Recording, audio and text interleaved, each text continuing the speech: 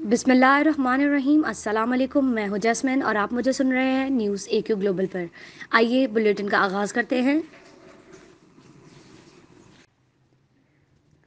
مسلم league کاف کے intra party election میں چودھری شجاعت حسین بلا مقابلہ صدر منتخب ہو گئے۔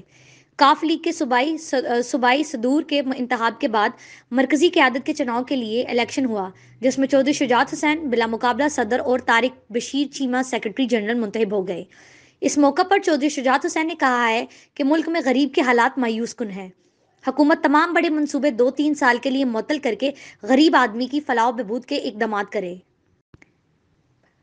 پاکستان میں ہونڈا سٹی کا نیا ماڈل اس سال کے چوتھے مہینے یعنی اپریل میں لانچ ہونے کی توقع ہے۔ پاکستان میں گاڑیوں کی خرید و فروخت کی ویب سائٹ پاک ویلز کے مطابق پاکستان میں ہونڈا سٹی کا آخری ماڈل سن 2017 میں متعارف کرایا گیا تھا۔ اس کے بعد 4 سال بعد جاپانی کمپنی نے نیا ماڈل متعارف کرانے کی تیاریاں شروع کر دی ہیں۔ پاکستان میں ہونڈا سٹی کا نیا ماڈل اپریل 2021 میں متعارف کرائے جانے کی امید ہے۔ جاپانی کمپنی کی اس نئی گاڑی کی ممکنہ قیمت 26 سے 30 لاکھ روپے تک ہو سکتی ہے۔ آپ سے ملیں گے اگلے بلیٹن میں کچھ نئی خبروں کے ساتھ۔ شکریہ۔ نیوز اے کیو گلوبل۔